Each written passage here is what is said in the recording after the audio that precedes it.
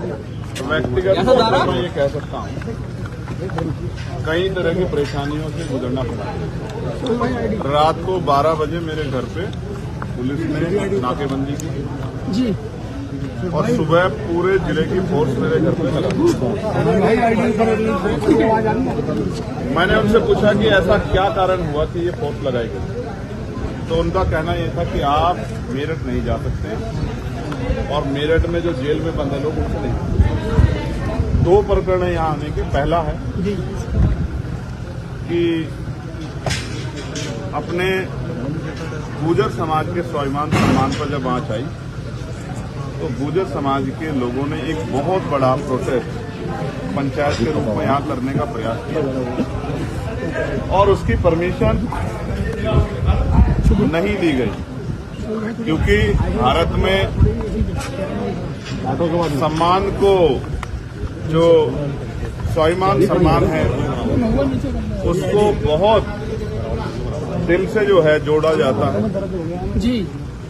तो उन्होंने पंचायत की, लोगों को अरेस्ट कर लिया गया भीड़ को छिदर-बिदर करने के लिए। बहुत सारे साथी जो पहले से डिटेन करके वहां से ले जाए गए, और बाद में पुलिस ने लाठीचार्ज किया। लेकिन पहले दिन 151 का मुकदमा था, पुलिस जानती है, आम आदमी भी जानते हैं, मीडिया भी जानती है।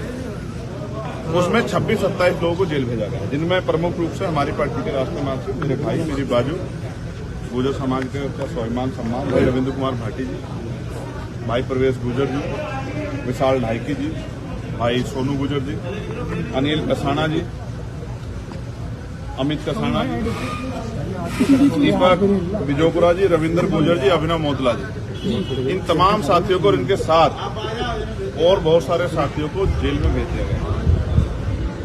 2 दिन बाद इनके खिलाफ एक मुकदमा पंजीकृत किया गया, जिसमें बीसी की गलती। ये जो सारे लोग हैं, ये अपने स्वाभिमान सम्मान के, अपने महापुरुषों के स्वाभिमान सम्मान की लड़ाई लड़ने आए, और इनको मिला क्या सरकार की तरफ से? निर्दोष होते हुए जेल, अपमान, जातिगत गालियां। मैंने कहा था कि मैं वहां उनसे मिलने जरूर जाऊंगा। दूसरा प्रकरण है सलावा जी। अरे भैया कौन लग रहा था? तो मैं गुर्जर समाज के अपने भाइयों से मिला, और मैं जिस तरह मैंने उनको सुना, मैं बहुत गारंटी से कहता हूँ, ये राजनीतिक लड़ाई नहीं, ये सामाजिक लड़ाई। गुर्जर समाज के स्वाभिमान सम्मान पर हमला हुआ है, और गुर्जर समाज के नौजवान इसको बर्दाश्त नहीं करते। वो उन्होंने अनशन भी किया, वो हर कीमत चुकाने को तैयार हैं अगर गुर्जर समाज के स्वाभिमान को आंच आए। और मैं जहां तक समझता हूँ, गुर्जर समाज बड़ा स्वाभिमानी समाज है। वो जब स्वाभिमान की बात आती तो हर कीमत को चुका देता। मेरा तो बहुत दिल लग रहा है। लगातार कहीं ग्वालियर में वीर भोज जी की जो प्रतिमा, उसको टीम तक किया जाता है, कहीं छूटे मुकदमे होते हैं, कहीं और तमाम तरह की चीजें। ये सब चीजें हम अपनी आंखों से देख रहे हैं, किस तरह से पूरे समाज की पट्टियां लगा दी जाती है, पूरे समाज को दबाने डराने काम किया जा रहा है। लेकिन ये समाज स्वाभिमान का छूटने वाला नहीं। सरकार को आइडिया नहीं था कि ये जो आग वो लगा रही है किस तरह फैलेगा। सरकार को इन चीजों को गंभीरता देना चाहिए, पुलिस को, एडमिनिस्ट्रेशन को आंख बंद करके जिम्मेदार से कार्रवाई करनी चाहिए। सलावा प्रकरण के जो पीड़ित हैं, जिनको जेल भेजा गया, उनसे प्रशासन ने, पुलिस ने, यहाँ का जो एडमिनिस्ट्रेशन है, यहाँ की जांच, उन्होंने कहा है कि आपको इन्हीं से मिलने की जांच थी। अगर सलावा प्रकरण के लोगों से मिला दोबारा आ जाओ। लेकिन उनके पीड़ितों को मिलने की व्यवस्था हमने पार्टी में की है। मैं वहां जाऊंगा, उनको सुनूंगा, और जिस तरह से भी उनकी आवाज उठाई जा सकती है उसको उठाऊंगा। और यहाँ इस प्रकरण में जो लोग बंद हैं, अगर अगले 1 हफ्ते के अंदर इनको नहीं छोड़ा गया तो आजाद समाज पार्टी पूरे प्रदेश में मजबूत आंदोलन करेगी, और ये आंदोलन की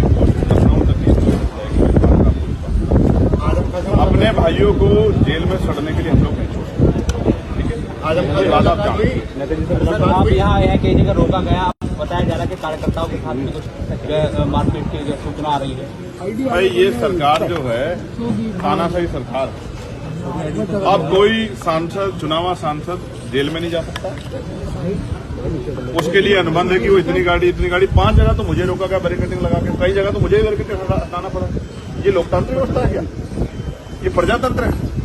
ये तो एक तरह की हिटलरशाही है। इस हिटलरशाही का अंत होगा, जनता ही करेगी। ये हमेशा नहीं रहेगा। जो आज का माहौल है ये बदलेगा। चंद्रशेखर जी, ये जो दर्द आप बयां कर रहे हैं, वही दर्द